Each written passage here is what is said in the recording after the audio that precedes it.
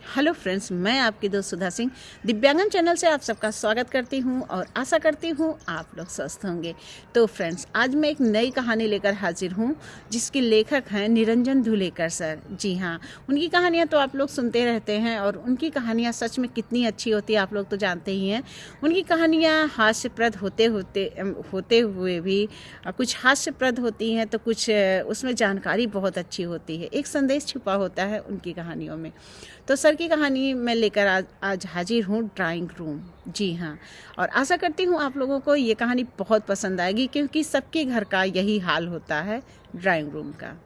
जी हाँ, तो मैं कहानी शुरू करती हूँ कि घर का एक ऐसा रूम जिसे हम सबसे महंगा, शौकीन और बेहद जहीन रूम भी कह सकते हैं।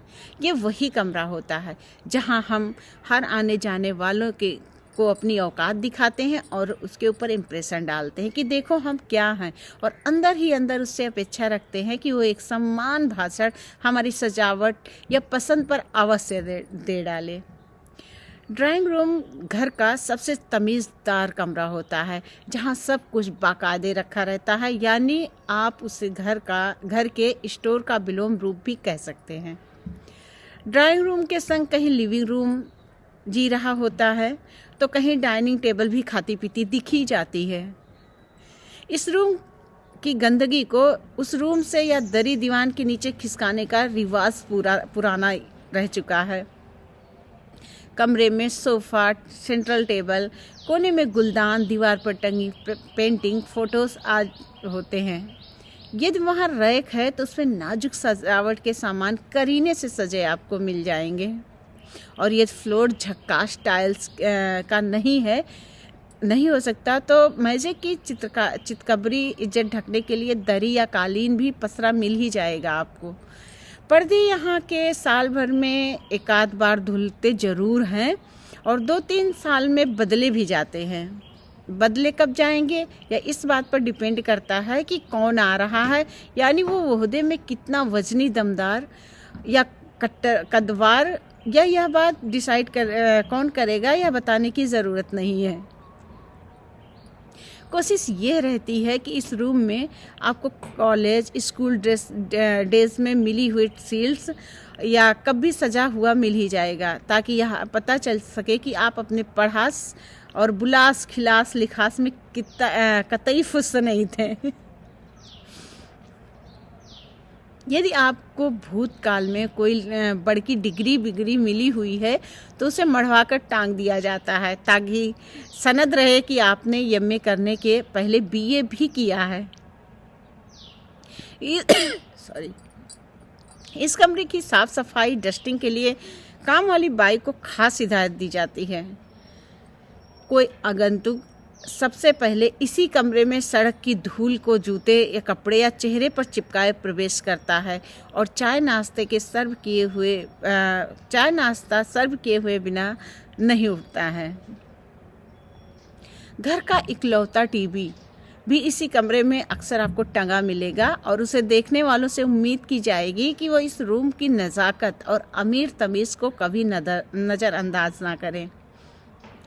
बच्चों को जोश संभालते ही इस कमरे में पूरे होशो हवास से यानी कायदे से आना जाना करने की शिक्षा दी जाती है। यानी ये बताया जाता है कि कमरे में आओ पर ज़मीन पर पैर न पड़े, दरवाजे से अंदर आओ पर पर्दों को मत छुओ, यहाँ बैठो पर सोफे को टच ना करो। सेंट्रल टेबल पर यदि कांच का टॉप लगा होता है तो मामला और भी संगीन हो जाता है। गिलास, प्लेट, कप, केतली धीरे रखो, घसीटो मत, जोर से मत रखो, पटको मत, आदि बातों का टेंशन जजमान के चेहरे पर हर वक्त रहता है। कुछ मुंह लगे जीजा, फूफा या लंगोटिया यार टाइम के देसी बेतकुल्ले मेहमान भी इसी कांच पर अपने लंबे चरण रख कर जजमानी का बीपी बहुत हाई कर देते हैं। ये वही कमरा होता है जो आपको बार बार ग्लानि से तब भर देता है जब आप किसी बड़के ड्राइंग रूम वाले के यहाँ से लौटते हैं। तब आप सोचते हैं कि वो लोग औकात में कहाँ से कहाँ चढ़ गए और हम कहाँ तक गिरे पड़े हैं। यदि हमें ज़्यादा गिरे पड़े ना हो तो इसी रूम में स्लिप एसी भी लगवा देते हैं। पर वो वहाँ पर लगा है या बात मेहमान को दर्शाने की मुंह में भी नहीं रोक पाता है। गर्म मौसम की पुकार ना लगे फिर भी हम एसी चला ही देते हैं, जिसकी सीधी हवा मेहमानों पर पड़ने पर उनकी नाक का कार्बोरेटर छाछू करने पर लगने लगता है। स्थिति अत्यंत नाजुक और विस्फोटक तब होती है जब मेहमान के संग 2-3 साल का उनका इकलौता मिन्नतों वाला डोरेमन भी आया रहता है, जो बड़ी बेदर्दी से आपके सजे सजाए कराए पर अपना भोला बचपन गिरा नोच घसीट और तोड़ डाले और सिर्फ आप उसे नौटी कहकर गुस्से का खून जलाकर भस्म कर देते हैं। पूरा समय आपका ध्यान मेहमान से बात करने के बजाय बच्चों के हाथ पैर रोकने पर ज़्यादा होता है, पर आप नकली मधुर मुस्कान बिखेरने के अलावा कुछ नहीं कर सकते हैं। गांव में घर का पहला कमरा दादाजी का लिविंग रूम कम डाइनिंग कम ड्राइंग कम बेडरूम हुआ करता था, जहां चुंगी पर्ची कटवाए बिना बाहर का परिंदा हो या घर का कोई कबूतर आ जा नहीं सकता था। संस्कारी लोग अपने पुरखों की शाम फोटो भी इसी रूम में लगा देते थे और पितर के वक्त गेंदे की माला चढ़ाकर भूल जाते थे। पूर्वजों के चेहरों पर देखे कभी कभी लगता था कि फोटो से उतर कर कहीं बोल नहीं ना पड़े, लल्लन माला कबे बदले, बास आ रही है। सही बात बोलूं तो जजमान की नज़रों में आप और आपका घर अच्छा या बुरा सिर्फ एक ही प्लेट पर नापा जाता है, और यहाँ सामने प्लेट में आपने क्या परोसा है, गर्मा गर्म खस्ता या ठंडे मुलायम टाइगर बिस्किट। वास्तव में ड्राइंग में अपनी औकात ड्रा करके दिखाई जाती है, पर यह वो कमरा भी होता है जो सबसे कम यूज़ होता है, पर नखरे और खर्चे सबसे ज़्यादा मांगता है। पर सच ये भी है कि इस रूम में आप जितनी कम चीज़ें रखेंगे उतनी ही साफ़ सफाई और जाले वाले की सफाई पर मेहनत और टेंशन भी कम ही झेलनी पड़ेगी। जालीदार फर्नीचर आया देख ट्यूबलाइट में टगा मकड़ी अपनी लाट टपकाने लगता है और उसकी अपनी प्रिय मकड़ी के लिए जाल फैलाकर नॉन वेज मेनू फंसाने की उम्मीद जाग जाती है, और हम आप बिला वजह उसके जाल में फंस जाते हैं। अंतिम सच तो ये है कि मेहमान आपसे मिलने आते हैं, कमरों को देखने नहीं।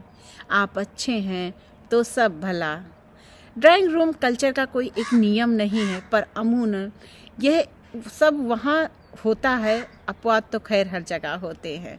तो सर निरंजन धुलेकर सर की ये रचना आपको आशा करती हूँ पसंद भी आई होगी, और जो है आपको सुन के हंसी भी आई होगी, और कुछ चीज़ें ना शर्म भी आई होगी कि शायद हम लोग भी ऐसा करते हैं। अक्सर ऐसा होता है कि अगर जो है घर में सजावटी सामान रखा हुआ है तो बच्चे आते, अरे बेटा उसको ना छुओ, अरे वो गिर जाएगा, अरे नहीं नहीं इसको मत छुओ ख़राब हो जाएगा। तो अंदर से डर भी लगा रहता है कि कहीं बच्चा है तोड़ ना दे, और सच में ये होता है कि झूठी मुस्कान चेहरे पर बिखेरे रहते हैं हम लोग कि हाँ अरे कोई बात नहीं, रहने दीजिए, छूने दीजिए, कोई बात नहीं, तोड़ देगा कोई बात नहीं। पर सच में वो बात जजमान ही जानते हैं। और दूसरी बात ये होता है ना, ठीक है आप जितना सुंदर सजावट कर दीजिए, पर आजकल लोग तो आपका टाइम चाहते हैं। आपका घर देखने कोई नहीं आता है, कोई नहीं आता, मतलब मैं ये भी नहीं कहूँगी, क्योंकि बहुत से लोग ऐसे होते हैं जो घर आते हैं और बहुत सारे नुक्स निकाल के जाते हैं। ये आपने गंदा रखा, आपको इसको ऐसे नहीं ऐसे रखना चाहिए, ये चीज़ें आपकी यहाँ पे ये नहीं सही है, तो ये गलत बात है। आप आज के ज़माने में किसी के पास इतना टाइम नहीं है कि वो आपका घर या अपना घर आपको दिखाने के लिए बुला रहा है या वो आपका घर देखने के लिए आ रहा है। आपका उसके साथ 2 पल मीठे बोल और उसकी आवाभगत जो सबसे मेन इम्पॉर्टेंट होता है।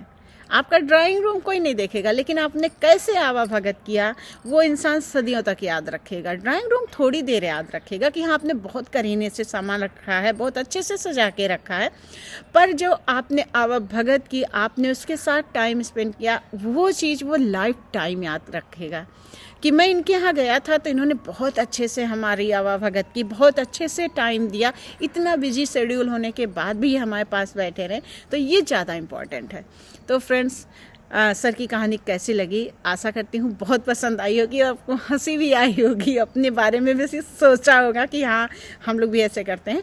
अगर आप लोगों को ये कहानी पसंद आती तो please like comment and share कीजिएगा और सर की कहानी को ढेर सारा प्यार दीजिएगा। मौसम ठंडियों का आ गया है तो अपना ध्यान रखिएगा और साथ साथ अपने ड्राइंग रूम का भी ध्यान रखिएगा, साथ में अपने मेहमानों का भी। तो इसी के साथ मैं फिर मिलती हूँ एक नई कहानी के साथ, एक नई जोश के साथ। तब तक के लिए बाय।